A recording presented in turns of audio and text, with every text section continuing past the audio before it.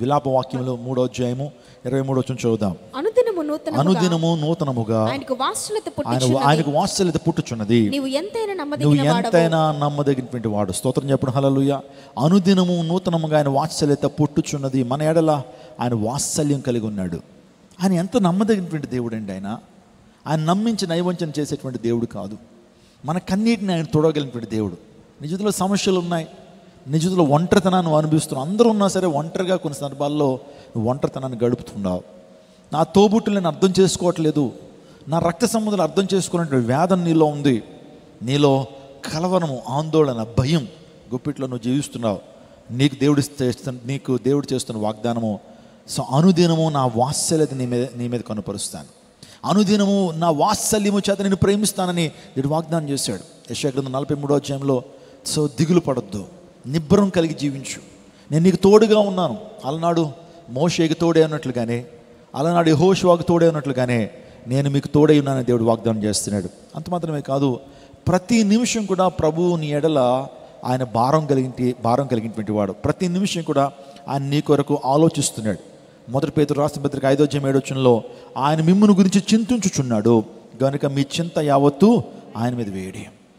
ఆయన మిమ్మును గురించి చింతించుచున్నాడు అంటే ప్రతి నిమిషం కూడా ప్రభువు మన కొరకు ఆలోచన చేస్తున్నాడు. కొన్ని సందర్భాల్లో నీ భార్య కూడా నీ గురించి అంతగా ఆలోచన చేయదేమో, నీ భర్త కూడా నీ గురించి ఆలోచన చేయడేమో. ప్రతి నిమిషం కూడా సో మన తోబుట్టువులు కానీ మన రక్త సంబంధాలు మన గురించి ఆలోచన చేస్తారా? ఒకసారి మీ తల్లి దగ్గరికి వెళ్ళి, అమ్మా ప్రతి నిమిషం నా గురించి నువ్వు ఆలోచన చేస్తున్నావా అని అంటే, నాకు ఇంకేం పని లేదేంటరా, ప్రతి నిమిషం గురించి ఆలోచన చేస్తానా అని చెప్పొచ్చు తల్లి. లేకపోతే ఎవరైనా ఈ ప్రపంచంలో కొన్ని లిమిటేషన్స్ ఉంటాయి. ప్రేమకు లిమిటేషన్స్ ఉన్నాయి, ప్రేమకు బౌండరీస్ ఉన్నాయి. కానీ యేసయ్య ప్రేమకు బౌండరీస్ లేవు, యేసయ్య ప్రేమకు అవధులు లేవు. యేసయ్య ప్రేమ అపారమైనటువంటిది. యేసయ్య ప్రేమ చాలా ప్లెంటియస్. ఆయన ప్రేమ బహు విస్తారమైనటువంటిది. అందుని బట్టే ఆయన ప్రేమ అనే ధ్వజాన్ని ఆయన శిలువ మీద నిలబెట్టాడు. He lifted the banner of love on the cross of Calvary. Calvary గిరి మీద తన ప్రేమ అనేటువంటి ధ్వజాన్ని దేవుడు నిలిపాడు. ఈరోజు నీ పట్ల దేవునికి ఒక ప్రత్యేకమైన సంకల్పం ఉంది. God has special plan and purpose in your life. దేవుడు నీ జీవితం పట్ల ప్రణాళిక కలిగి ఉన్నాడు. కాబట్టి ఈ ప్రాంతంలో నువ్వు కూర్చున్నావు, ఈ ప్రాంతానికి వచ్చి దేవుని వాక్యాన్ని వింటున్నావు అంటే God has purpose, God has plans on your life. నీ జీవితంలో దేవునికి ప్రణాళికలు ఉన్నాయి. కాబట్టి ఆ ప్రణాళికలు నీ జీవితంలో నెరవేర్చబడాలి అంటే నువ్వు దేవుని కోసం జీవించాలి.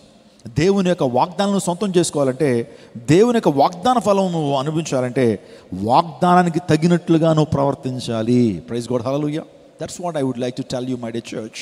God he's given many promises. దేవుడిని చాలా వాగ్దానాలు నీకు ఇచ్చాడు. ఆ వాగ్దానాలు ఎవరు స్వతంత్రించుకుంటారు? Who can inherit those promises? ఎవరు ఆ వాగ్దానాన్ని వారి జీవితం సొంతం చేసుకుంటారు అంటే దేవుడు కొన్ని షరతులు మనకిచ్చాడు. దేవుడు కొన్ని సూచనలు ఇచ్చాడు. ఆ సూచనలు మనం పాటించినప్పుడు ఖచ్చితంగా వాగ్దానాన్ని మనం సొంతం చేసుకుంటాం. 31st నైట్ నేను న్యూ ఇయర్ మెసేజ్ ఇస్తూ యెహోషువకు దేవుడు చేసిన వాగ్దానాల గురించి చెప్తూ వచ్చాను. ఆ వాగ్దానం నీ జీవితంలో నెరవేర్చబడాలంటే ధర్మశాస్త్రం నువ్వేం చేయాలి? క్రమం తప్పకుండా చదవాలి, దాని ధ్యానం చేయాలి, దాని ప్రకారం జీవించాలి అని ఆ యెహోషువకి దేవుడు చెప్పిన రీతిని మనము ధ్యానం చేశాం. నా ప్రియ దేవుజనాగమా, దేవుడు నీ పట్ల బాధ్యత వహిస్తున్నాడు. దేవుడు నిన్ను కంటికి రెప్పవలే ఆయన నిన్ను కాచటానికి ఆయన ఇష్టపడుతున్నాడు. మీ చింత యావత్తు ఆయన మీద వేయడి. Cast out every burden, cast out every anxiety upon him because he cares for you. ఆయన నీ పట్ల బాధ్యత వహించేటువంటి వాడు కాబట్టి నీ చింత యావత్తు ప్రభు భుజాల మీద నువ్వు వేయచ్చు. నీ సమస్యలన్నీ కూడా ప్రభు భుజాల మీద వదిలేయచ్చు. నీ యొక్క జీవితాన్ని ప్రభువుకు సమర్పించి నువ్వు ఎంతో ఆనందంగా శాంతిగా నువ్వు బ్రతకచ్చు. తద్వారా దేవుడు ఖచ్చితంగా నీ చింతలన్నీ కూడా ఆయన తీర్చి నీ యొక్క రుణ భారాలు, నీ పాప భారము, ఇంకో మాటలో చెప్పాలంటే నీ యొక్క శాప భారాన్ని ఆయన మీద వేసినప్పుడు దేవుడు నీ జీవితంలో గొప్ప కార్యం జరిగిస్తాడు. ఆ తర్వాత ఆ అనుదినము ఆయన మన భారం భరించుచున్నాడు, దేవుడే మా రక్షణకర్త అయి ఉన్నాడని కీర్తన 68వ కీర్తన 19వ చరణంలో దేవుడు వాగ్దానం చేస్తున్నాడు. నా ప్రియ దేవుజనాగమా, ఈరోజున వాగ్దానం చేసినటువంటి వాడు నమ్మదగిన వాడు. ఈ మాట చెప్పండి, వాగ్దానం చేసిన వాడు నమ్మదగిన వాడు. Praise God. మన దేవుడు వాగ్దానం చేశాడు. ఈ ప్రపంచంలో చాలామంది వాగ్దానాలు చేస్తారు, వాటిని మేరుతారు. రాజకీయవేత్తల గురించి మనం వేరే చెప్పనక్కర్లేదు. ఎలక్షన్స్ ముందు చాలా వరదల వలె వాగ్దానాలు చేస్తారు. ఆ తర్వాత వాగ్దానాలు నెరవేర్చుతారా అంటే వెంటనే వాగ్దానాలు నెరవేర్చరు, దానికి మళ్ళీ కండిషన్స్ అప్లై అంటారు. సో వాగ్దానాలను నెరవేర్చిన పరిస్థితి. కానీ దేవుడు వాగ్దానం చేస్తే వాటిని మేరతాడా? దేవుడు వాగ్దానం చేస్తే అవి తొంగలో తొక్కేస్తాడా? దేవుడు వాగ్దానం చేస్తే మేరకుండా ఉంటాడా? వాగ్దానం చేసిన వాడు నిజంగా ఆ వాగ్దానం నెరవేర్చుకుంటాడు. అబ్రహాముకి దేవుడు వాగ్దానం చేశాడు, నీ జనాంగాన్ని ఇసుక రేణువులను, నీ సంతానాన్ని ఆకాశం నక్షత్రాలను చేస్తానన్నాడు. అప్పటికి ఆయన దగ్గర ఒక కుమారుడు కూడా లేడు, ఒక కుమారుడు కూడా ఇంకా పుట్టలేదు. కానీ దేవుడు వాగ్దానం ఏంటి? ఆకాశ నక్షత్రాల వలె నీ సంతానం అయిపోద్ది అన్నాడు, సముద్రపు ఇసుక రేణువులు నీ సంతానం అయిపోద్ది అన్నాడు. వాస్తవం నమ్మటానికి ఏదన్నా సోర్స్ ఉందా? అవును, అయ్యగారికి అప్పుడే 100 సంవత్సరాలు వచ్చేస్తున్నాయి, ముసలోడు అయిపోయాడు. ఇప్పుడు దేవుడు చెప్పాడు, వాగ్దానం చెప్పాడు, వాగ్దానం ఇచ్చాడు, నెరవేర్చుకున్నాడా లేదా? ఇప్పుడు మనందరూ కూడా ఏ సంతానం? అబ్రహాం సంతానం కాదా? ఈరోజున ముస్లిమ్స్ అందరూ కూడా అబ్రహాం సంతానం కాదా? యూదులందరూ కూడా అబ్రహాం సంతానం కాదా? క్రైస్తవులందరూ కూడా ఆత్మీయ సంతానమైన అబ్రహాం ఆత్మీయ సంతానం కాదా? దేవుడు వాగ్దానం ఎక్కడ నిరర్ధకమైందా? దయచేసి మీరు గ్రంథాన్ని అంతా కూడా చదవండి. దేవుడు పలానా వ్యక్తికి వాగ్దానం చేసి మీరేడండి అని మీరు నా దగ్గర చూపించండి. ఒక్కటి కూడా ఉండదు. యాకోబుకి దేవుడు వాగ్దానం చేశాడు, వాగ్దానాన్ని ఏం చేశాడు? వాగ్దానాన్ని నెరవేర్చాడు. ఆ తర్వాత యోనాకి వాగ్దానం చేశాడు, వాగ్దానాన్ని నెరవేర్చాడు. నోహుకు వాగ్దానం చేశాడు, వాగ్దానాన్ని ఏం చేశాడు? ఇంకెప్పుడు కూడా భూమి మీద జలప్రళయం నేను రప్పించినయ్యా అని చెప్పి ఒక వర్షపు ధనస్సును ఆకాశంలో వేసి, దీన్ని చూస్తున్నప్పుడల్లా గుర్తుపెట్టుకో, నేను ఈ ప్రపంచాన్ని, భూప్రపంచాన్ని ఇంకా జలప్రళయం ద్వారా ఏం చేయను? నాశనం చేయను అన్నాడు. అంటే ఇప్పటికీ నోవహు జలప్రళయం జరిగి కొన్ని వేల సంవత్సరాలు అయింది, ఎప్పుడు కూడా భూమిని జలప్రళయంతో దేవుడు నాశనం చేయలేదు. అంటే దాని వాగ్దానాన్ని ఆ యొక్క సూచన ఇచ్చాడు. ఆ యొక్క వర్షపు ధనుసు, రెయిన్బోని మనం ఎప్పుడు చూస్తామంటే, వర్షం వచ్చి ఇంకా తగ్గుముఖం పట్టేసిన తర్వాత ఆకాశంలో రెయిన్బో ఎప్పుడు వస్తుంది చెప్పండి? ఆకాశంలో రెయిన్బో ఎప్పుడు వస్తుంది? ఏమంటే వర్షం 4 రోజులు కురిసిన తర్వాత, ఇంకా వర్షం అంతా కూడా ముగించబడిన తర్వాత ఇటు నుంచి ఏమో ఎండ వస్తుంది, ఇటువైపు నుంచి ఏమొస్తుంది? వర్షపు ధనస్సు వస్తుంది. అంటే దాని అర్థం ఏంటంటే ఇంక వర్షం కురదని అర్థం. కాబట్టి ఇలాంటి వాగ్దానాలు అనేకమైన ప్రభువు చేశాడు, వాటిని నెరవేర్చాడు. ఈరోజున దేవుడు నీ జీవితంలో కూడా అనేక వాగ్దానాలు చేస్తున్నాడు కదా. నీ ఇంట్లోకి వస్తే గోడల మీద వాగ్దానాలు ఉంటాయి కదా. నిన్ను విడువను, నేను ఎడబాయను, శాశ్వతమైన ప్రేమతో నేను ప్రేమించున్నాను, ముదిమి వచ్చే వరకు నెత్తుకునే వాడు నేనే, I'll with you for ever and ever more, శాశ్వత కాలము నేను నీతో తోడుగా ఉంటానని మనం ఇంటి గోడల మీద చక్కటి వాగ్దానాలు మనం పెట్టుకుంటాం. మరి ఆ వాగ్దానాలు నిజంగా మన జీవితంలో నెరవేర్చబడుతున్నాయా? నెరవేర్చబడాలంటే ఏం చేయాలి? నేను చెప్పాను, వాగ్దాన ఫలం ఒక వ్యక్తి అనుభవించాలంటే వాగ్దానం నెరవేర్చబడడానికి తగిన విధంగా మనం ప్రవర్తించాలి.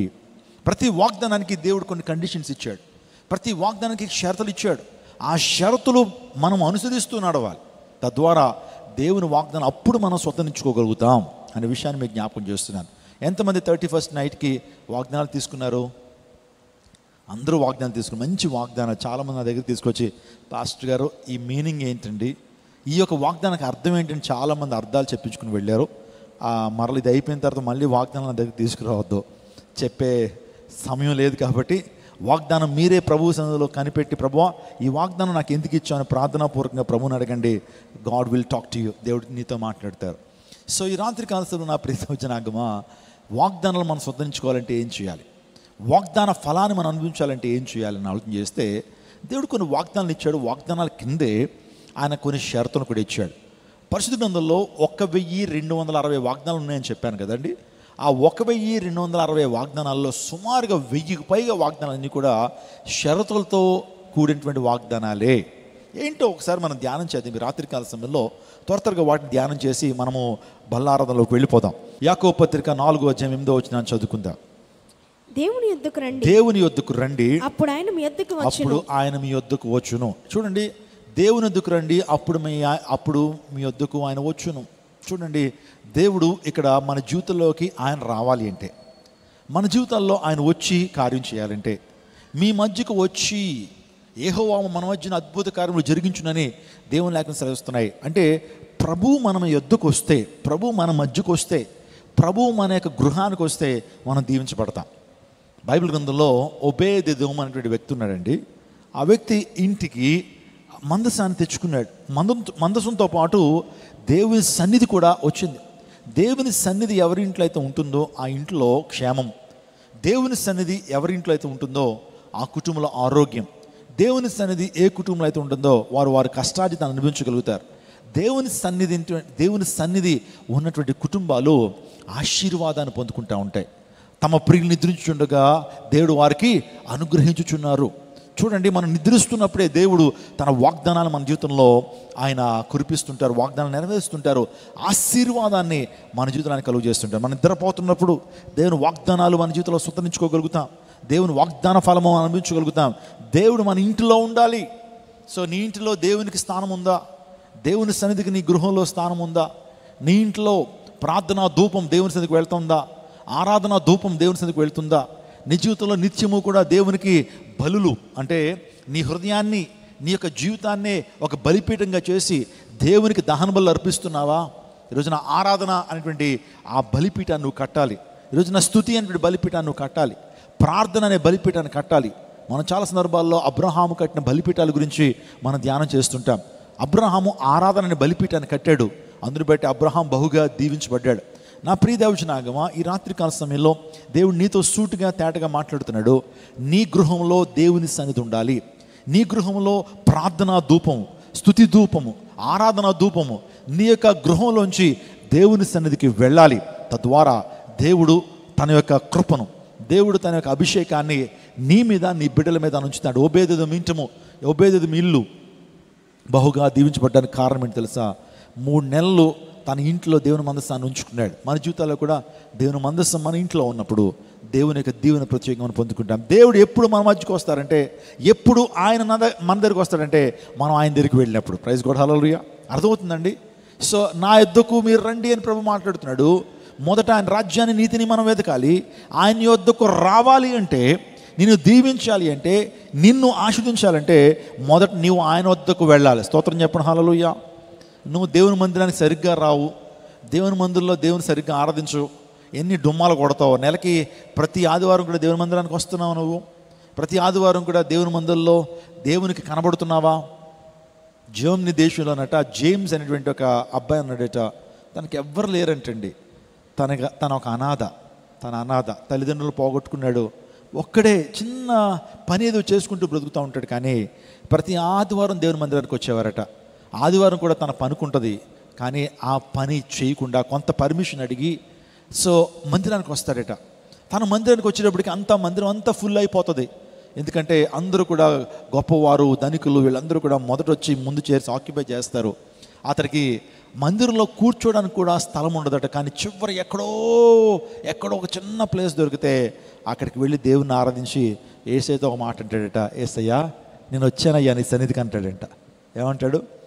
నేను వచ్చానయ్యా నీ సన్నిధికి అని ఎప్పుడైతే చెప్తాడంటే, ప్రతి ఆదివారం వచ్చి అంటే తన ఉద్దేశం ఏంటంటే, ప్రభువా నీ మందిరాన్ని మానకుండా నీ సన్నిధికి వచ్చానయ్యా, చూస్తున్నావు కదా నీ సన్నిధికి వచ్చానయ్యా అని ఏదో స్టూడెంట్ స్కూల్కి వెళ్ళిన తర్వాత హాజరు చేయించుకుంటాడు కదా, ఎస్ సార్ అని చెప్పి అలా రీతిలోనే ఆ చివరుండి దేవుని గణపరిచి ఆత్మతోనూ సత్యంతోనూ ప్రభువుని ఆరాధించి అయ్యా నేను వచ్చానయ్యా అని చెప్పేవాడట. దేవుని సేవడు గమనిస్తూ ఉన్నాడు. ఒక అద్భుతమైన ఆరాధకుడు వచ్చి ఆ చివరిని వెళ్ళి ఆ చివరన నిలబడి దేవుని ఆరాధన చేస్తున్నాడు. నిజంగా చాలా మంచిగా అనిపించే దేవుని సేవకుడికి, ఎవరైతే హృదయపూర్వకంగా దేవుని ఆరాధన చేస్తుంటారో, హృదయపూర్వకంగా దేవునికి ఇస్తుంటారో, నిజంగా హృదయపూర్వకమైనటువంటి స్తుతి ఆరాధన ఎవరైతే ప్రభువుకి సమర్పిస్తుంటారో దైవజనుడు కూడా తెలుస్తుందండి. నమ్మకమైనటువంటి ఆ పరిచారకులు, నమ్మకమైన విశ్వాసులు ఎవరో దేవుని సేవకుడు కూడా చూస్తుంటాడు. సో కొన్ని దినాలు అయిందట, కొన్ని నెలలు అయింది, ఆ పిల్లవాడు రావట్లేదంట. ఆ యవనస్తుడు రావట్లేదు. దైవజనుడు అనుకుంటున్నాడు, అక్కడ అలా చూసేటప్పుడు కనిపించట్లా. ఏమై ఉంటుంది ఈ అబ్బాయికి, ఏమై ఉంటుంది రావట్లేదు. ప్రతి ఆదివారం కూడా వచ్చినప్పుడు చక్కగా దేవుని ఆరాధించేటువంటి వాడు ఎందుకు రాలేకపోతున్నాడని ఆలోచన చేస్తున్నాడు. కానీ తన ఫోన్ నెంబరో తెలియదు, తను ఎక్కడి నుంచి వస్తున్నాడో దేవుని సేవకుడు తెలియదు. ఒకరోజు దేవుని సేవకుడు హాస్పిటల్కి విజిటింగ్కి వెళ్ళాడట. ఎవరో విశ్వాసులు ఎవరు అనారోగ్యంతో ఉన్నప్పుడు పిలిస్తే ప్రార్థన చేయడానికి వెళ్ళాడట. వెళ్ళినప్పుడు ఆ పక్క బెడ్ మీద ఈ అబ్బాయి కూడా ఉన్నాడటండి. పక్క బెడ్ మీద ఈ అబ్బాయి కూడా పరునున్నాడు. వెంటనే పలకరించాడు. ఏం బాబు నీ పేరేంటి? నా పేరు జేమ్స్ అని చెప్పారట. పాస్టర్ గారు అలా మాట్లాడుతున్నప్పుడు కొంతమంది నర్సులు దేవుని సేవకుడి దగ్గరికి వచ్చి, పాస్టర్ గారు మీకు ఒక విషయం చెప్పాలండి. ఈ వ్యక్తి ఎప్పుడైతే హాస్పిటల్లోకి అడుగు పెట్టాడో హాస్పిటల్ యొక్క వాతావరణం మారిపోయిందండి. హాస్పిటల్ యొక్క యాంబియన్స్ మారిపోయింది. నిజంగా అనేక మంది రోగులు స్వస్థపరచబడుతున్నారు. మేము కంప్లీట్ ట్రీట్మెంట్ ఇవ్వకుండానే అనేక మంది రోగులు స్వస్థపరచబడటం మేము చూస్తున్నాం. అది ఎప్పటి నుంచి జరిగిందో తెలుసా? ఈ బిడ్డ, ఈ జేమ్స్ అనేటువంటి వ్యక్తి ఎప్పుడైతే హాస్పిటల్లో జాయిన్ అయ్యాడో హాస్పిటల్ యొక్క తీరుతెన్నులు మారిపోయినాయి. అనేక స్వస్థపరచబడుతున్నారు. మేమందరం కూడా దైవిక శక్తిని, దేవుని ప్రసన్నతను అనుభవిస్తున్నాం. హాస్పిటల్ అంతా కూడా ఎప్పుడు కూడా ఎంతో నిశ్శబ్దంగా ఉండే హాస్పిటల్. ఎందుకో తెలియదు, మాలో కూడా నూతన ఉత్సాహం వస్తుంది, మాలో కూడా నూతన జీవం వస్తూ ఉంది. పేషెంట్కి సరిగ్గా ట్రీట్ చేయాలనేటువంటి ఆలోచన మాకు వస్తూ ఉంది. అనేకమైన రికవరీ రేట్స్ పెరిగిపోతున్నాయి.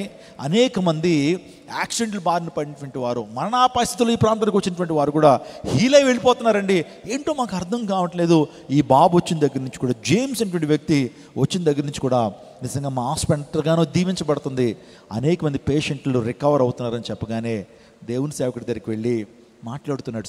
ఆ యొక్క జేమ్స్ దగ్గరికి వెళ్ళి దేవుని సేవకుడు మాట్లాడుతున్నారు. ఏంటయ్యా నీ సాక్ష్యం ఏంటి, నేపథ్యం ఏంటంటే, నిజంగా ఆ వ్యక్తి మందిరానికి వస్తున్నప్పుడు అండి, నేను చక్కగా దేవుని మందిరంలో వాక్యాన్ని వింటూ దేవుని కృపలో నడుస్తున్నానండి. ఒకరోజు అనుకోని రీతిగా రోడ్డు మీద వెళ్తా ఉన్నప్పుడు వెనకాల నుంచి ఒక కారు వచ్చి నన్ను గుద్దింది. ప్రాణాపాయం అవ్వలేదు, కానీ నాకు కొన్ని ఫ్రాక్చర్స్ అయినాయి.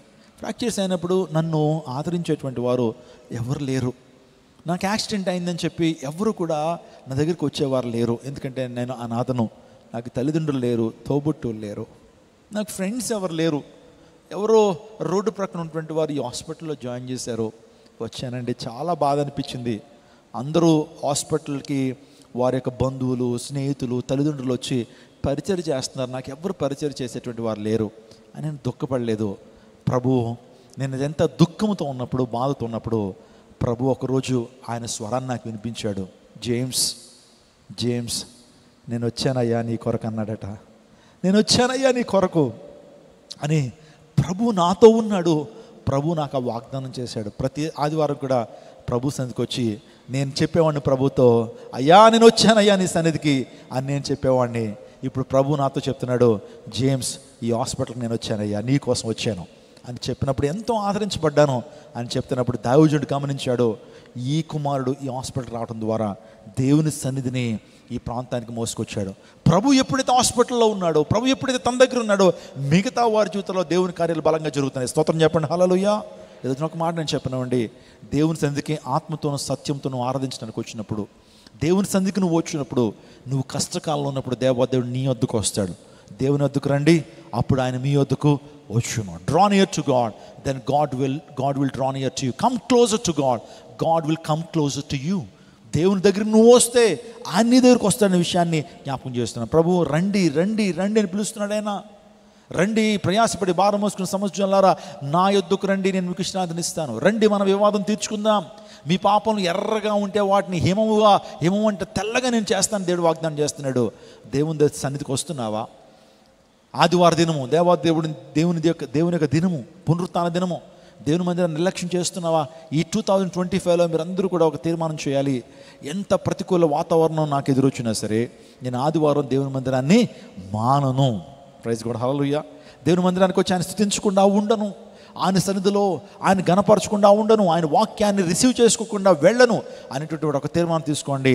నీ కష్టకాలంలో దేవుడు నీ వద్దకు వస్తాడు. ప్రైజ్ గాడ్, హల్లెలూయా. కష్టకాలంలో దేవుడు నీ వద్దకు వస్తాడు. అది మొదటి అంశం. రెండోదిగా మనం ఆలోచన చేస్తే, ఆయన నీకు అనుగ్రహించాలి అంటే, ఏదైనా దీవెన నీకు అనుగ్రహించాలంటే, ఏదైనా ఈవులు నీకు ఇవ్వాలి అంటే, ఏమైనా ఆశీర్వాదాన్ని దేవుడు నీకు అనుగ్రహించాలంటే నువ్వు దేవుణ్ణి అడగాలి. ప్రైజ్ గాడ్, హల్లెలూయా. అనుగ్రహిస్తానని దేవుడు వాగ్దానం చేశాడు. నా శాంతిని మీకు అనుగ్రహిస్తానని వాగ్దానం చేశాడు. భౌతికపరమైన ఆశీర్వాదాలు నేను నింపుతానని వాగ్దానం చేశాడు. అలా దేవుడు నీకు అనుగ్రహించాలంటే నువ్వు దేవుణ్ణి అడగాలి. చదవండి లూకాసు వార్త 11వ అధ్యాయం. లూకాసు వార్త 11వ అధ్యాయము 9వ వచనం చదువుకుందా. లూకాసు వార్త 11వ అధ్యాయం 9వ వచనం చదువుకుందా. అటువలే మీరును అడుగుడి, మీకు ఇయ్యబడును, వెదకుడి, మీకు దొరుకును, తట్టుడి, మీకు తీయబడును. అటువలే మీరు అడుగుడి. అవును, ప్రభువుని అడగాలి. దేవుడు మనకు ఒక మంచి మార్గాన్ని మనకి ప్రబోధించాడు ఆయన. మీరు ఆపద వేళలో నన్ను వేడుకోనండి. ఇర్మియా 33:3 చదవండి ఒకసారి. జెర్మియా 33:3. దేవాదేవుడు అడగమని కోరుతా ఉన్నాడు. అడిగితే ఇస్తాను వాగ్దానం చేస్తున్నాడు ఆయన. నాకు మొరపెట్టుము, నేను నీకు ఉత్తరం ఇచ్చేదను. నీవు గ్రహింపలేని గొప్ప సంగతులను, గూఢమైన సంగతులను నీకు తెలియచేతును. దానియేలు అడిగాడు దేవుణ్ణి, అయ్యా గూఢమైన సంగతులను నాకు ప్రబోధించయ్యా. మా రాజుగారికి ఒక కళ వచ్చింది, కళ మర్చిపోయాడు ఆయన. ఇప్పుడు ఆ కళభావాన్ని నేను చెప్పాలి అని ప్రభు సన్నిధికి వెళ్ళి అడిగాడు, గోజాడాడు. ప్రభు ఈ వాగ్దానాన్ని దానియేలు పట్ల నెరవేర్చాడు. ఆ నెబుకద్నెజరుకు వచ్చినటువంటి కళను, దాని భావాన్ని కూడా ప్రభు రివీల్ చేశాడు. ప్రైజ్ గాడ్, హల్లెలూయా. దేవుడు నీ జీవితంలో కూడా నువ్వు ప్రార్థించినప్పుడు కొన్ని గూఢమైన సంగతులను నీకు రివీల్ చేస్తాడు. దేవుని చిత్తం కొన్నిసార్లు మర్మయుక్తంగా ఉంటుంది. ఏం చేయాలో తోచని పరిస్థితుల్లో మనం ఉంటాం. ఏం చేయాలో తెలియని పరిస్థితుల్లో మనం ఉన్నప్పుడు దేవుని సన్నిధికి వెళ్ళి ప్రార్థించాలి. కొన్ని సందర్భాల్లో నాకు డైరెక్షన్ కోసం దేవుని సన్నిధికి వెళ్ళి అడుగుతూ ఉంటాను, ప్రభువా నాకు గివ్ మీ ఏ రైట్ డైరెక్షన్ లార్డ్. ప్రభు పరిచర్య ముందు కొనసాగింప చేయాలి అంటే నా జీవితంలో కొన్ని క్రూషియల్ డెసిషన్స్ తీసుకోవాలి.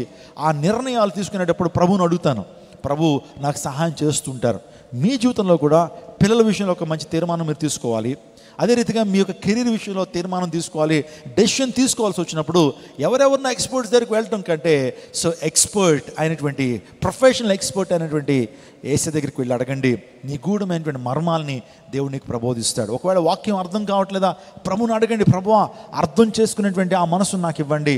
నీ యొక్క వాక్యంలో సత్యాలు, నీ వాక్యంలో ఉన్నటువంటి మర్మయుక్తమైన విషయాలు నేను తెలుసుకున్నట్లు నా కన్నులు తెరువయ్యా అని ప్రభు సన్నిధిలో నువ్వు గోజాడాలి. అడుగుడి మీకు ఇయ్యబడును. యేసు ప్రభు దగ్గరికి ఆ ధర్మశాస్త్ర ఉపదేశకుడు వచ్చాడు. అతని పేరు నికోదేము. వచ్చి నిత్య జీవాన్ని పొందుకొని నేను ఏం చేయాలయ్యా? What shall I do in order to be saved? What shall I do in order to enter in the kingdom of God? దేవుని రాజ్యాన్ని నేను వెళ్ళాలి అంటే ఏం చేయాలన్నప్పుడు ప్రభు చెప్పారు. అడిగాడు కాబట్టి చెప్పారు.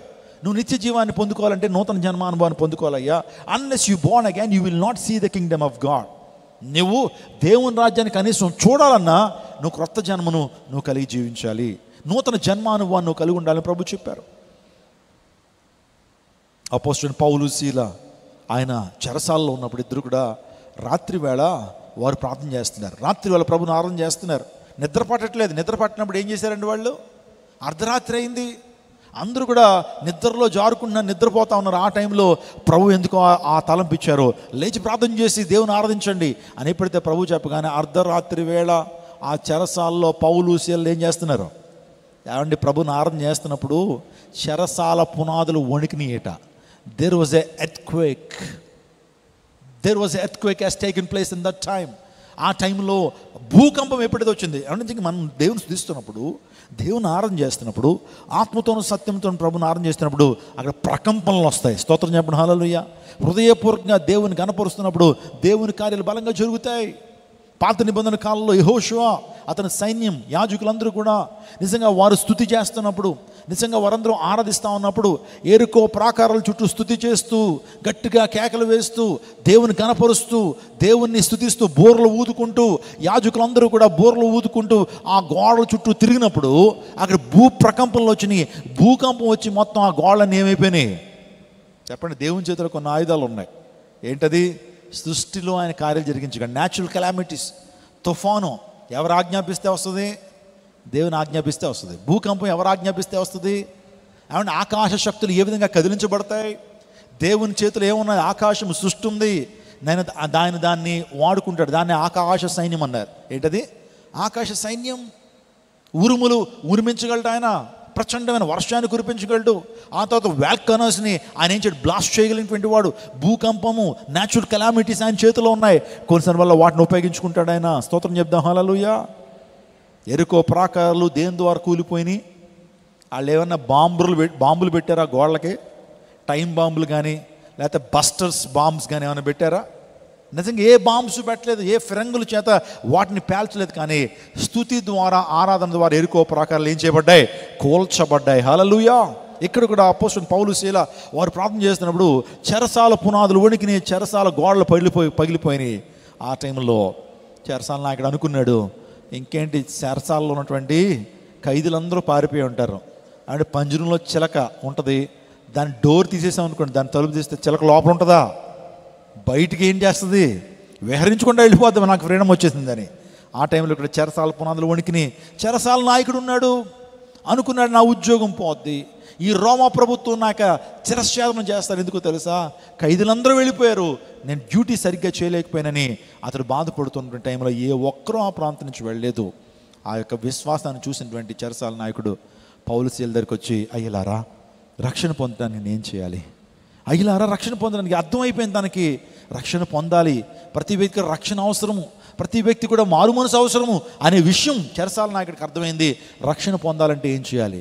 యేసే రక్షకుడిని గమనించినటువంటి చెరసాల నాయకుడు అడుగుతున్నాడు, రక్షణ పొందడానికి ఏం చేయాలి? Sirs, what shall I do in order to be saved అన్నప్పుడు అపోస్తలుడైన పౌలు శీల అక్కడ ఆయనకు వాక్యాన్ని అందించి, నీవును నీ కుటుంబం రక్షించబడాలంటే ప్రభునందు విశ్వాసం ఉంచండి. ప్రభు ఈ లోకానికి వచ్చాడు, నీ కొరకు తన యొక్క రక్తాన్ని కార్చారు, ఆయన 3 రోజులు తిరిగి లేచి మనకు రక్షణ పాత్ర మన కోసం సిద్ధం చేశాడు. ఆయన విశ్వాసం ఉంటే చాలు, నీవు నీ కుటుంబం రక్షించబడతారని చెప్పారు. అడిగాడు కాబట్టి సమాధానం పొందుకున్న నీ జీవితంలో కూడా ప్రభువుని అడగండి. ప్రార్థన అనేటువంటిది ఒక బహుమానంగా దేవుడు ఇచ్చాడు. So prayer is the greatest gift ever given to man kind by almighty God. దేవుని ద్వారా మానవ జాతికి ఇవ్వబడినటువంటి బహుమానాల్లో శ్రేష్టమైన బహుమానము ప్రార్థన చేయటం. ప్రార్థన చేస్తున్నావా? దేవునిలో ప్రార్థన చేస్తున్నావా? కనీసం రేయి మొదటి జాములు లేచి, కనీసం నువ్వు ఉదయాన్నే లేచిన తర్వాత దేవుని ముఖ దర్శనం చేసుకుంటున్నావా? పాడతాం కదా, నీ ముఖ దర్శనము చేసుకుంటానయ్యా, నీ ముఖ దర్శనం చాలయ్యా. ఈ లోకంలో మనకి ఏది అక్కర్లేదు, కానీ ఆయన ముఖ దర్శనం ఉంటే చాలండి. ఆయన ముఖ దర్శనంలోని అన్ని ఆశీర్వాదాలు ఉన్నాయి. స్తోత్రం చెప్పడం హల్లెలూయా. ఆయన ముఖ దర్శనం సమీపింపరాని తేజస్సును అమృతం కలిగినటువంటి దేవాదేవుడు తన యొక్క కృపను మనపై ఆయన చూపించడానికి ఆయన ఇష్టపడుతున్నాడు. అడుగుదాం, అడిగి పొందుకుందాం. ప్రార్థనలు అడగండి, అడగటం ద్వారా పొందుకుంటాం. హన్నా తన జీవితంలో గర్భఫలం కోసం దేవుని సన్నిధికి వచ్చి ప్రార్థన చేసింది. మీరు దేవుని మందిరానికి వస్తున్నప్పుడు సో దేవుని అందులో ప్రార్థన చేయండి. సో అలనాడు హన్నా సిలోహలోకి వచ్చి ప్రార్థన చేసింది, మొర్ర పెట్టింది, తన హృదయాన్ని కృమ్మరించింది, పానార్పంగా తన జీవితాన్ని ప్రభువు సన్నిధిలో దారపోసింది. ప్రభువా, ప్రభు కుమారుని అనుగ్రహించయ్యా. ప్రార్థన అంతా రొటీన్గా చేస్తున్నా. ఒకరోజు ఎందుకు అనిపించింది, నేను ఎందుకు ప్రతిష్టతో చేయలేకపోతున్నాను, ఎందుకు ఒక ప్రతిష్ఠ చేసుకుంటాను దేవుని సన్నిధిలో చెప్పి తన ప్రార్థన మార్చింది. ఒకరోజు అంది, ప్రభువా నువ్వు గనక నాకు కుమారుని ఇస్తే, నువ్వు కనుక నా కుమారుని ఇస్తే కనుక ఆ కుమారుని యొక్క తల మీద క్షౌరపు కత్తి పెట్టకుండా ఆ కుమారుని నీ కోసమే పెంచుతానయ్యా. ఆ కుమారుడు నా జీర్వతం చేయబడేటువంటి విధానంలో నీ కొరకే ప్రతిష్ఠిస్తాను, నీ మందిరంలోనే ఆ కుమారుని ఉంచేస్తాను, మందిర పరిచర్యలో ఎదుగుతాడు అని ప్రతిష్ఠ చేసుకున్నప్పుడు దేవుడు అనుకున్నాడు, ప్రతిష్ఠ ప్రార్థనకు దేవుడు నిజంగా తన యొక్క జీవితాన్ని దీవించడం మొదలుపెట్టాడు. హన్నాకు గర్భఫలం ఇచ్చారు. హన్నా గర్భఫలం ఇస్తే శ్రేష్టమైనటువంటి కుమారుడు అండి. చిన్నప్పటి నుంచి కూడా దేవుడు కృపతో నింపబడేటువంటి ఆ కుమారుడు శామ్యూయల్ని దేవుడు కానుగిస్తే, ఏమంటే పాలు తాగటం ఎప్పుడైతే కంప్లీట్ అయిందో, అంటే మీరు ఊహించండి, ఒక 6 నెలలు ఒక తల్లి ఆ కుమారుడికి పాలు ఇస్తుందేమో, లేకపోతే 1 సంవత్సరం ఇవ్వచ్చేమో ఆ కుమారుడికి పాలు. 1 సంవత్సరం ఏజ్లోనే తీసుకెళ్ళి ఎక్కడ పెట్టింది? దేవుని సన్నిధిలో విడిచిపెట్టేసి వచ్చేసిందండి. అయ్యా, నా కుమారుడు దేవుని సన్నిధిలోనే ఎదుగుతాడు, నా కుమారుడు మందిరంలోనే ఎదుగుతాడు, నువ్వు నీ కుమారుని దేవుని సన్నిధికి పంపిస్తున్నావా? నీ కుమారుని దేవుని పరిచర్య కోసం పంపిస్తున్నావా? వాళ్ళు కమిలిపోతారండి. వాళ్ళు ఏమైపోతారో అలసిపోతారండి.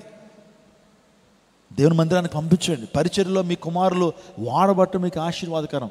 ఆ హన్నా నుంచి మనం నేర్చుకోవాల్సింది అంటే, తన కుమారుని ఏం చేసింది, ఏ టైంలో యవ్వన కాలం వచ్చిందో అది పంపిస్తానందా? ప్రభు కొద్ది పెద్దోడైన తర్వాత జ్ఞానం వస్తుంది, బలం వస్తుంది, చేతుల్లో శక్తి వస్తుంది, అప్పుడు పంపిస్తానందా? ప్రతిష్ట ప్రకారము పాలు విడిచిపెట్టగానే తీసుకెళ్ళి ప్రభు సన్నిధిలో ఏలీ దగ్గర పెట్టేస్తుంది. అక్కడే ఎదుగుతున్నాడు, అక్కడే దైవికంగా ఎదుగుతున్నాడు. ప్రతి ఆదివారం కూడా దేవుని మందిర పరిచర్య చేస్తున్నాడు, కుర్చీలు వేస్తున్నాడు. ఆ టైంలో కుర్చీలు లేవనుకోండి, చేపలు వేస్తున్నాడు. దేవుని సేవకు దగ్గరగా ఉంటూ అవి ఇవి అందిస్తున్నాడు. దేవుని సేవకుడికి ఎంతో చేదోడు వాదోడుగా ఉంటున్నాడు, కుడి భుజంగా ఉంటున్నాడు. చిన్న వయసు నుంచి కూడా దేవుని వాక్యం స్పష్టంగా వింటున్నాడు, అక్కడ ఆరాధనలో స్పష్టంగా పాల్గొంటున్నాడు. అలా దైవికపరమైన వాతావరణంలో ఎప్పుడైతే పెరిగాడో నిజంగా సమయాలు గొప్ప ప్రవక్తగా మార్చబడ్డాడు. హల్లెలూయా, హల్లెలూయా. నా ప్రియ దైవజనాగమా, అడగండి ప్రభువుని. అడిగితే దేవుని వాగ్దానాన్ని కూడా స్వతంత్రించుకుంటావు.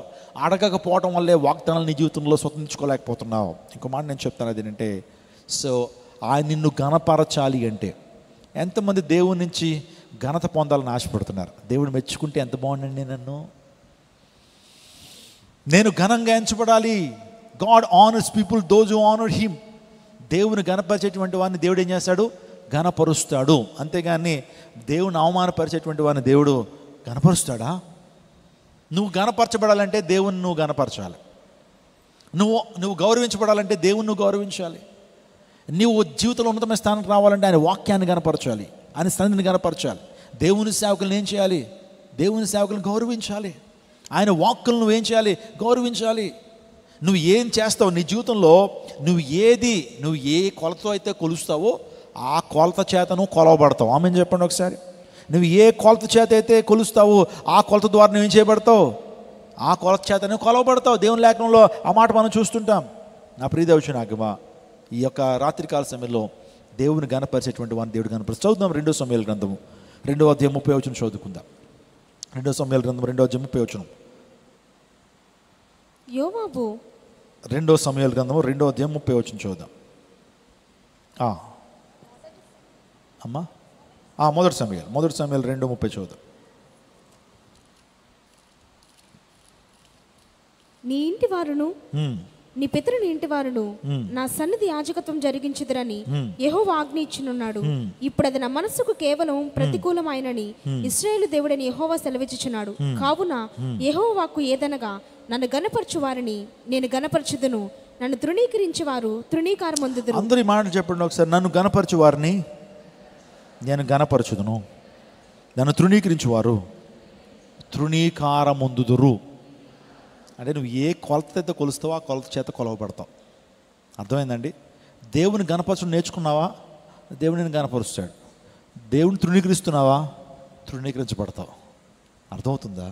కాబట్టి దేవుని సన్నిధిని ప్రేమిస్తున్నావా? దేవుని గణపరచడానికి ఇష్టపడుతున్నావా? దేవుని వాక్యం అన్నా, ప్రార్థన అన్నా, దేవుని సన్నిధి అన్నా నీకు ఇష్టంగా ఉందా లేకపోతే అయిష్టంగా ఉందా? దేవుని సన్నిధిలో సమయాన్ని గడపడానికి ఇష్టపడుతున్నావా? దేవుని కొరకు జీవించడానికి ఇష్టపడుతున్నావా? నేను ఒక యవనస్తుని మీ ముందు పెట్టాలి. ఆ యవనస్తుడు నిజంగా బానిసవాడిగా ఒక దేశానికి వెళ్ళాడు. ఆ దేశంలో ఆ వ్యక్తికి సమాన హక్కులు లేవు. ఎందుకంటే బానిసవాడు కాబట్టి బానిసగానే చూస్తున్నారు. అయినా సరే తన ఉద్దేశం ఏముందంటే, నేను నా దేవుణ్ణే గణపరచాలి. ఈ రాజ్యాన్ని నేను నడిపించబడ్డానంటే ఈ రాజ్యంలో ఉన్నటువంటి వ్యక్తులకి నా దేవునికి గొప్పతనం ఏంటో అర్థం కావాలి. ఈ రాజ్యంలో రాజుకు సైతం నా యెహోవా దేవుని గొప్పతనం ఏంటో అర్థం కావాలి. ఆయన నిజమైనటువంటి దేవుడు అనేటువంటి విషయం ఈ బబులోను వాసులకు అర్థం కావాలి అని ఒక ఉద్దేశంతో ఆ దేశానికి వెళ్ళాడండి. ఒక టీనేజ్ బాయ్, కానీ చాలా జ్ఞానం కలిగినటువంటి వాడు, పట్టుదల కలిగినటువంటి వాడు, తన జీవితంలో కష్టపడి పనిచేసేటువంటి నేచర్ అతనిలో ఉంది. టైం వృధా చేయడు. యవనస్తులు ఇక్కడ చాలామంది ఉన్నారు. నువ్వు ఎందుకు విజయాన్ని సాధించలేకపోతున్నావు తెలుసా? ఎందుకు నీ జీవితంలో ఉన్నతమైన స్థానానికి వెళ్ళలేకపోతున్నావు అంటే నువ్వు సమయాన్ని వ్యర్థం చేస్తున్నావు. నిజంగా సమయం ఉంటే నీ యొక్క స్టడీస్ నువ్వు చేయట్లా, లోకపరమైనటువంటి ఆశలు నువ్వు కలిగినటువంటి దానివైగా ఉంటూ సమయాన్ని వృధా చేస్తున్నావు. అందుని బట్టి విజయాన్ని సాధించలేకపోతున్నావు. కాబట్టి సమయాన్ని వృధా చేయొద్దు. అజ్ఞానుల వలె కాక జ్ఞానంగా నడుచుకోండి. దినములు చెడ్డవు కనుక సమయం పోనేవక అజ్ఞానుల వలె కాక జ్ఞానంగా నడుచుకోమని దేవుడు చెప్తా ఉన్నాడు. నా ప్రియ దేవజనాంగమా, ఈ రాత్రికాల సమయంలో నీ జీవితంలో విజయాన్ని పొందుకోవాలంటే నీ జీవితంలో ప్రొకాస్టినేట్ చేయొద్దు. అంటే వాయిదాలు వేసేటువంటి తత్వం వద్దు. వాయిదాలు వేయొద్దు. ఒక మంచి పని కొరకు ఏనాడు కూడా వాయిదాలు వేయద్దు. అప్పుడే చేయటం మొదలుపెట్టు.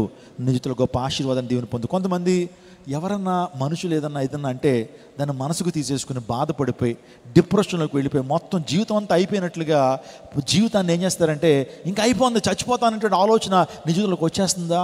ఆలోచన చేయండి. సో అటువంటి వాటిని పట్టించుకోవద్దు. నీవు విశ్వాసం కర్తవ్యాన్ని కొనసాగించుకొని క్రీస్తు వైపు చూడాలి. మనుషులు ఈరోజు ఉంటారు, రేపు ఉండరు. వాళ్ళు అటువంటి వ్యక్తుల మీద కాదు నీ నమ్మకం. అటువంటి వ్యక్తుల మాటల ద్వారా కృంగిపోవటం కాదు. సాతానుడు కృంగ చేస్తూ ఉంటాడు. నీ భక్తిని ఎలాగైనా పాడు చేయాలి, దేవునితో నీకున్న సంబంధాన్ని పాడు చేయాలి. నువ్వు అభివృద్ధి చెందకుండా సాతానుడు ఎన్నో ఎత్తుగడలు వేస్తున్నప్పుడు వాటిని పట్టించుకోవద్దు, మనుషుని పట్టించుకోవద్దు. దావీదు యుద్ధానికి వెళ్తున్నప్పుడు, దావీదు ఆ యొక్క గొలియాతు మీద యుద్ధానికి వెళ్తున్నప్పుడు ఎంతమంది ఎన్ని మాటలు ఉంటారు. వచ్చాడండి ఇటు చూస్తేనే ఎంత ఉన్నాడు, వీడు ఎవరి మీద పోరాడతాడట, గొలియాతు మీద పోరాడతాడు, చూద్దాంలే అని చెప్పి ఎన్ని మాటలు తన వెనకాల వినపడినా సరే తనకి వినపడుతుంది ఒకటే, ఆశ్చర్యకరుడు, ఆలోచనకర్త, నిత్యుడగు తండ్రి, సమాధానకర్త యొక్క అధిపతి. ఆయన 5 రాళ్ళు తీసుకుని వెళ్తా ఉన్నాడు. నిజంగా మనుషులందరూ యొక్క మాటలు అతను పట్టించుకోవట్లా, పరిగెత్తుకుంటా వెళ్తున్నాడు. వెళ్ళి విజయాన్ని సాధించాడు. ఒకవేళ కనుక వాళ్ళు చెప్తున్న మాటలకే వెనుదిరిగిపోయి ఉంటే దావీదు మరలా ప్రపంచంలో మనకు కనిపించేవాడు కాదు. దావీదు కీర్తనలు ఉండేవి కాదు. నీ వెనకాల చాలామంది నిన్ను అడ్డుకోవడానికి, నీ యొక్క విశ్వాసాన్ని పాడు చేయడానికి, నువ్వు దేవుని కృపలో ఎదుగుతున్నప్పుడు, దేవుని కృపలో కొనసాగుతున్నప్పుడు, దేవుని సన్నిధిలో ఆనందం అనుభవిస్తున్నప్పుడు, నువ్వు పరిచయం చేస్తున్నప్పుడు అనేక మంది వచ్చి నేను డిసప్పాయింట్ చేస్తారు, అనేక మంది వచ్చి అడ్డంకులు నీ ముందు వేస్తుంటారు, లేకపోతే అనేకమైన మాటలతో వారిని కృంగ చేస్తుంటారు. నువ్వు పట్టించుకోవాల్సింది వారిని కాదు.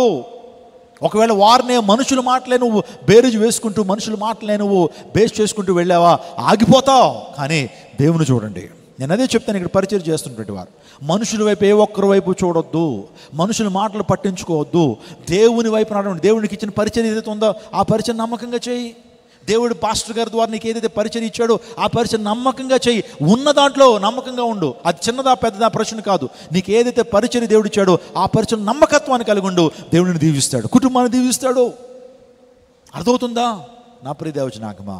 దేవుని గణపరచడం నేర్చుకో. దావీదు, ఆ తర్వాత దానియేలు, వీరు దేవుని గణపరచడం నేర్చుకున్నారండి. వారున్న రాజ్యంలో, వారున్న పరిస్థితుల్లో, వారున్న పరిధుల్లో, వారున్న ఉద్యోగాల్లో దేవుని గణపరచాలనేటువంటి ఆలోచన కలిగి నమ్మకంగా వారు జీవించారు.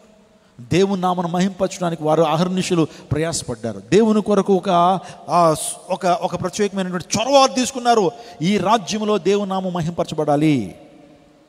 దేవుడు కొన్ని అవకాశాలు నీకు ఇస్తాడు ఆయన నామాన్ని మహింపరచడానికి. దేవుడు కొన్ని సందర్భాల్లో క్రీస్తు ప్రభు యొక్క మహిమను అనేక మంది చూపించడానికి కొన్ని అవకాశాలు నీకు ఇస్తున్నప్పుడు అవకాశాలను సద్వినియోగపరచుకోవాలి. దానియేలు తన జీవితంలో పవిత్రత కలిగినటువంటి వాడు. Is the man of purity. పవిత్రత కలిగినటువంటి వారు. దేవుడు ఎవరైతే పవిత్రంగా జీవిస్తారో, కపటం లేకుండా ఉంటారో, ఆత్మ విషయంలో కపటం లేకుండా ఉంటారో, దేవుడు వారిని బహుగా దీవిస్తాడండి. దేవుడు ఎవరిని ఆశీర్దిస్తాడంటే కపటంతో ఉన్నటువంటి వారిని దేవుడు దీవించడం. కపటంతో ఉన్నటువంటి వారు రోజు రోజుకి ఏమవుతారు, క్షీణించిపోతుంటారు. వాళ్ళు ఒక వ్యక్తి ఎదుగుతున్నప్పుడు ఆ వ్యక్తిని లాగేద్దాం అనుకునేటువంటి వారు వీళ్ళని ఎదగరు, వాళ్ళని లాగుతూ ఉంటారు తప్పించి వాళ్ళు అలాగే ఉంటారు. కానీ ఎవరైతే కపటం లేకుండా వారు నిర్దోషమైన మనస్తత్వాన్ని కలిగి ఉంటారో వాడు దీవించబడతాడండి, ఆశించబడతాడు. నువ్వు ఎప్పుడు కూడా వాళ్ళు ఎదిగిపోతున్నారు, వీళ్ళు ఎదిగిపోతున్నారు, వాళ్ళు డెవలప్ అయిపోతున్నారు, వీళ్ళు డెవలప్ అయిపోతున్నారని ఈ ఆలోచన ఉంటుంది తప్పించి నువ్వు డెవలప్ అవడం నువ్వు చూసుకోవట్లా. నువ్వు ఆత్మలో వర్ధిల్లటం నువ్వు చూసుకోవట్లేదు. వాళ్ళని చూసి ఏళ్ళని చూసి కంపేర్ చేసుకుంటూ నువ్వు అసూయపడటమే జరిగిపోతుంది జీవితాంతం అంతా కూడా. జీవితాంతం వాళ్ళని చూసి అసూయపడటం, ఈర్ష్య కలిగి జీవించడం అయిపోతుంది. ఇంకా కృంగిపోతున్నావు, ఇంకా వెనక్కి వెళ్ళిపోతున్నావు. లేదు, ఆపేసే. Stop feeling jealousy upon people. Start rising. నువ్వు ఆ యొక్క అసూయతో నింపబడే కంటే దేవుని గణపరచడం నీకు మేలు. దానియేలు తన జీవితంలో పరిశుద్ధత కలిగినటువంటి వాడు, పవిత్రమైన జీవితాన్ని కలిగినటువంటి వాడు, స్తుతించేటువంటి వాడు, దేవుని గణపరిచేటువంటి వాడు, ప్రార్థనాపరుడు, నమ్మకస్తుడు. ఇక మాటలు చెప్పాలంటే దావీదు దేవునికి బహుప్రియుడుగా ఉన్నాడు, దానియేలు కూడా దేవునికి బహుప్రియుడిగా ఉన్నాడు. దేవుని గణపరచడానికి నువ్వు ఇష్టపడుతున్నావా? ఆయన గణపరచు. ఆయనకి సమయాన్ని ఇవ్వి. దేవుని ఎలా గణపరచగలుగుతావు? దేవుని ఆరాధించినప్పుడు దేవుని గణపరచగలుగుతావు. దేవుని హృదయాన్ని ఇచ్చినప్పుడు దేవుని గణపరచగలుగుతావు. దేవునికి నీ సమయాన్ని ఇచ్చినప్పుడు ఆయన గణపరచగలుగుతావు. దేవునికి నీ తలాంతులు ఇచ్చినప్పుడు గణపరచగలుగుతావు. దేవునికి నీ యొక్క సొమ్మును, అదే రీతిగా నీ దశం భాగాన్ని. మలాకీ గ్రంథం 3:15 చదవండి. మలాకీ గ్రంథం 3:15 దేవుని మనం ఎలా మహింపరచగలుగుతాం, దేవుని ఎలా స్తుతించగలుగుతాం? చదవండి. నా మందిరములో ఆహారము 10వ భాగమంతయు మీరు నా మందిరపు నిధిలోనికి తీసుకుని రండి. నా మందిరపు నిధిలోకి తీసుకురండి. దీన్ని చేసి మీరు నన్ను శోధించిన ఎడల, మీరు చేసి నన్ను శోధించిన ఎడల నేను ఆకాశపు వాకిళ్లను నేను ఆకాశ వాకిళ్లను విప్పి పట్టజాలనంత విస్తారముగా దీవెనలు విస్తారముగా దీవెనలు కుమ్మరించేదనని సైన్యములకు అధిపతి యెహోవా సెలవిచ్చుచున్నాడు. నా మందిరంలో ఆహారం ఉన్నట్లు 10వ భాగమంతయు మీరు నా మందిరపు నిధిలోనికి తీసుకురండి. దీన్ని చేసి మీరు నన్ను శోధించిన ఎడల నేను ఆకాశ వాకిళ్లను విప్పి పట్టజాలనంత విస్తారంగా దీవెనలు కురిపించెదను. ఎవరు చెప్తున్నమాట? సైన్యములకు అధిపతి యెహోవా సెలవిచ్చున్నాడు. Do you have faith to give your tithe to God? దేవునికి నీ టైత్ ఇవ్వడానికి విశ్వాసం నీకు ఉందా? దేవుని ఆజ్ఞకు లోబడుతున్నావా? పట్టజాలంత విస్తారమైనటువంటి దీవెనలు నీ మీద కృమ్మరించబడాలంటే నీ యొక్క రాబడిలో దశం భాగాన్ని ప్రభువుకి ఇవ్వటం నేర్చుకోవాలి. దేవుని ఆజ్ఞకు లోబడాలి. తద్వారా దేవుని గణపరిచే వ్యక్తిగా ఉంటావు. దేవుణ్ణి నువ్వు గణపరిచే వ్యక్తిగా మారుతావు. దేవుని లేకుండా చాలా క్లియర్గా చెప్తా ఉంది. నువ్వు దేవుని గణపరచాలి అంటే దేవునికి నీ భాగాన్ని ఇవ్వాలి. సజీవంగా నువ్వు సమర్పించుకోవాలి. దేవునికి సమయాన్ని ఇవ్వాలి. దేవునికి తలాంతులు ఇవ్వాలి. దేవుడిని బలాన్ని ఇవ్వాలి. ఈ రోజున 2 కారుల కోసం నేను ప్రార్థన చేశానండి. ఇద్దరు కూడా మన చర్చిలో ఉన్నటువంటి ఇద్దరు మంచి కార్స్ కొనుక్కున్నారు, ప్రార్థన చేయించుకున్నారు. ఒక మాట చెప్పాను, అయ్యా దేవుడు మంచి కార్స్తో మిమ్మల్ని దేవుడు దీవించాడు, ఈ కార్లు కూడా దేవుని పరిచయం చేయాలి. మీటింగ్స్ వస్తూ ఉన్నప్పుడు ఈ కారులో అనేక మంది విశ్వాసులు ఎక్కి ఈ గ్రౌండ్స్కి రావాలి, మీరు అనేక మంది కారులో దేవుని బిడ్డలను ఎక్కించుకోవాలి, తద్వారా దేవుని స్వార్థ సేవ కొరకు ఈ యొక్క కారులో ఉపయోగించబడాలి. ఈరోజు నేను ఒక మాట చెప్తున్నానా, దేవుడిని నువ్వు గణపరచాలంటే నీకున్న ప్రతీది కూడా నీ ఆస్తి దేవుడిచ్చిందేగా, నీ యొక్క సమయం దేవుడిచ్చిందే కదా, నీ తలాంతులు నీ యొక్క నైపుణ్యత ప్రభు ఇచ్చిందే కదా. చక్కటి నైపుణ్యత కలిగినటువంటి వారు ఉన్నారు, ఎలక్ట్రీషియన్స్ ఉన్నారు. నీ యొక్క ఎలక్ట్రీషియన్ నైపుణ్యత దేవుని రాజ్య విస్తరణ కొరకు వినియోగించబడుతుందా? పోనీ కంప్యూటర్ నాలెడ్జ్ ప్రభు ఇచ్చాడు, ఆ కంప్యూటర్ నాలెడ్జ్ దేవుని యొక్క పరిచయం కోసం ఉపయోగిస్తున్నావా? ఇక్కడ చాలామంది డాక్టర్స్ ఉన్నారు, ఫిజియోథెరపిస్టులు అని, ఆ తర్వాత ఇంకా మెడిసిన్ ఉన్నారు. ఎప్పుడైనా సరే దేవుని కొరకు, నీ పొట్టకూటు కొరకు మాత్రమే కాదు, దేవుని కొరకు, దేవుని రాజ్య విస్తరణ కొరకు నీ టాలెంట్స్, నీ సామర్థ్యాన్ని నువ్వు ఏదైతే ఎర్న్ చేసావో ఆ యొక్క సామర్థ్యాన్ని ప్రభు కోసం వినియోగిస్తున్నావా? ఆత్మీయ తండ్రి గారు ఒకసారి పిఠాపురంలో మీటింగ్స్కి వెళ్ళారట. 5 రోజులు మీటింగ్స్, అప్పుడు 5 రోజులు మీటింగ్స్, ఏమంటే ఉదయం నుంచి సాయంకాలం వరకు మీటింగ్స్ జరుగుతూనే ఉంటాయి. అలాంటి సందర్భంలో ఒక కుటుంబము ఏమండి మీటింగ్స్ రావాలని ప్లాన్ చేశారు. ఇద్దరు కూడా ఆత్మీయులే, వారికి వ్యాపారం ఉంది, అదేంటంటే పాల వ్యాపారం. ఏంటది?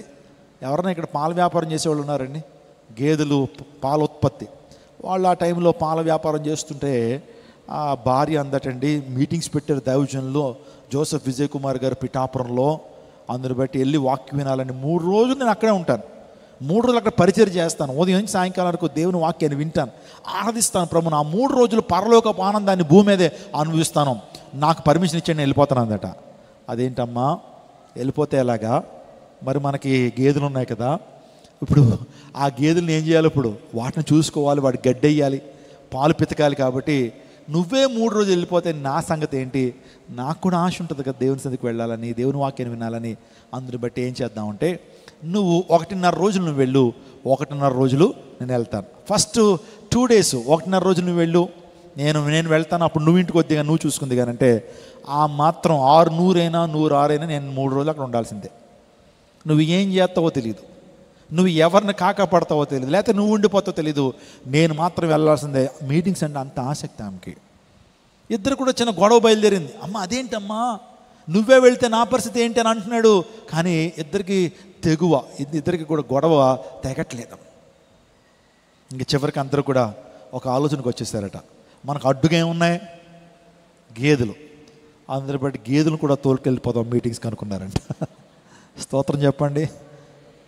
గేదెలు కూడా తీసుకొచ్చేసారట మీటింగ్స్కి. గ్రౌండ్లో జరుగుతాయి కదా, అటు చివర కొద్ది దూరాన్న ఆ గేదెలు కట్టేసి, ఏమండి మధ్యాహ్నం టైంలో కొంత గ్యాప్ దొరుకుతుంది కదా, ఆ గ్యాప్లో ఆయన ఏమండి గడ్డి కోసుకొచ్చి గేదెలకు పెడతాడట.